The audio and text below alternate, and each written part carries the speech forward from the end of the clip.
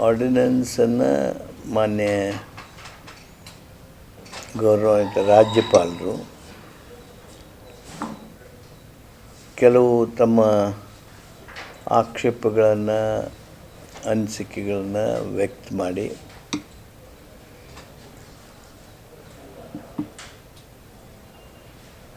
ಆರ್ಡಿನೆನ್ಸನ್ನು ಸುಗ್ರೀವಾಜ್ಞೆಯನ್ನು resubmit ಮಾಡೋದಕ್ಕೆ ಕಳಿಸ್ಕೊಟ್ಟಿದ್ದರು, ವಾಪಸ್ ಕಳಿಸಿದ್ರು. ಅದನ್ನು ನಾವು ಇವತ್ತು ನಿನ್ನೆ ನಾನು ಸನ್ಮಾನ್ಯ ಮುಖ್ಯಮಂತ್ರಿಗಳು ಚರ್ಚೆ ಮಾಡಿದ್ವಿ. ಆ ವಿವರಗಳನ್ನೆಲ್ಲ ಅವರು ಒಪ್ಪಿದರು.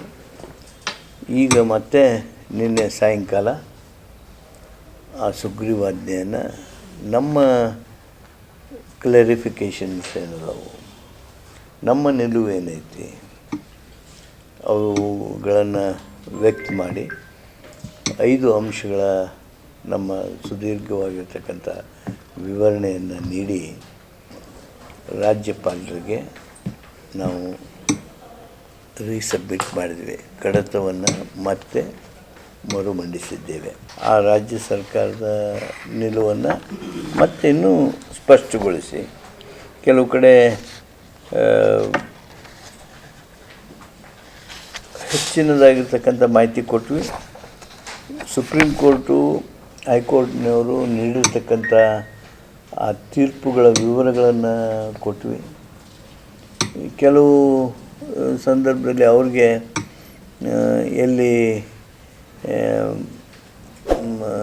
ತಪ್ಪು ಗ್ರಹಿಕೆ ಆಗಿದೆ ಅಲ್ಲಿ ವಿವರವನ್ನು ಕೊಟ್ವಿ. ಈಗ ಫಾರ್ ಎಕ್ಸಾಂಪಲ್ 3 ಲಕ್ಷ ಇದೆ ಸಾಲ, 5 ಲಕ್ಷ ನೀವು ದಂಡ ಹಾಕ್ತಿರಲ್ಲ ಅಂತ ಅವರೊಂದು ಆಕ್ಷೇಪ ಇತ್ತು.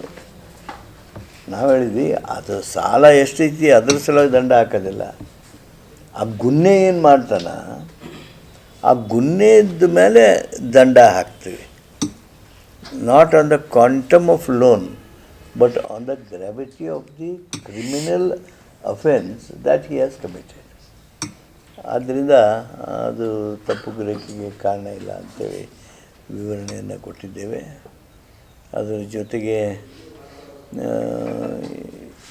ನಾವು ಯಾರು ಸಾಲ ಲೀಗಲಾಗಿ ಕೊಡ್ತಾರೆ, ಬಡ್ಡಿ ಸರಿಯಾಗಿ ಹಾಕಿರ್ತಾರೆ, ಅವ್ರಿಗೆ ನೋಂದಣಿ ಆದವ್ರಿಗೆ ರಿಸರ್ವ್ ಬ್ಯಾಂಕ್ ಆಫ್ ಇಂಡಿಯಾದವರು ಕೆಳಗೆ ಕೆಲಸ ಮಾಡ್ತಕ್ಕಂಥವ್ರಿಗೆ ಅವರ ವ್ಯಾಪ್ತಿಯಲ್ಲಿರೋರಿಗೆ ಈ ಸುಗ್ರೀವಾಜ್ಞೆ ಲಾಗೂ ಆಗೋದಿಲ್ಲ.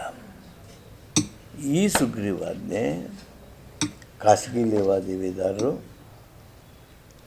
ಯಾವುದೇ ರೀತಿಯಾಗಿ ನೋಂದಣಿ ಮಾಡಿಕೊಳ್ಳದೆ ಇರೋರು,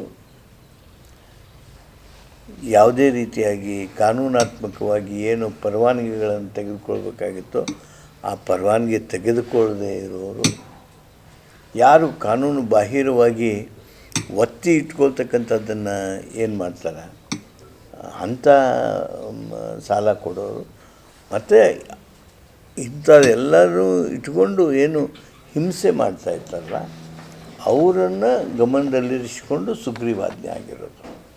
ಆದ್ದರಿಂದ ಈ ಸುಗ್ರೀವಾಜ್ಞೆ ಬಡವರನ್ನು, ಮುಗ್ಧ ಸಾಲಗಾರರನ್ನು ರಕ್ಷಣೆ ಮಾಡೋದಕ್ಕೆ ಈ ಸುಗ್ರೀವಾಜ್ಞೆ ಆಗಿದೆ. ಇದು ಪಾಯಿಂಟ್ ಯಾವ ಅಂದರೆ constitutional justification for protecting borrowers. Constitutional justification for protecting borrowers, validity of loan discharge and restrictions on recovery. Third point, penal provisions and proportionality of punishment. Fourth point, release of securities and protection of borrowers. Fifth point, states' legislative competence and urgency of ordinance. ಈ 5 ಅಂಶಗಳ ಮೇಲೆ ನಾವು ಸನ್ಮಾನ್ಯ ರಾಜ್ಯಪಾಲರಿಗೆ ನಿನ್ನೆ ಸಾಯಂಕಾಲ ಇದನ್ನ ಫೈಲನ್ನು ಈ ಎಲ್ಲ ವಿವರಗಳೊಂದಿಗೆ ರೀಸಬ್ಮಿಟ್ ಮಾಡಿದ್ದೇವೆ.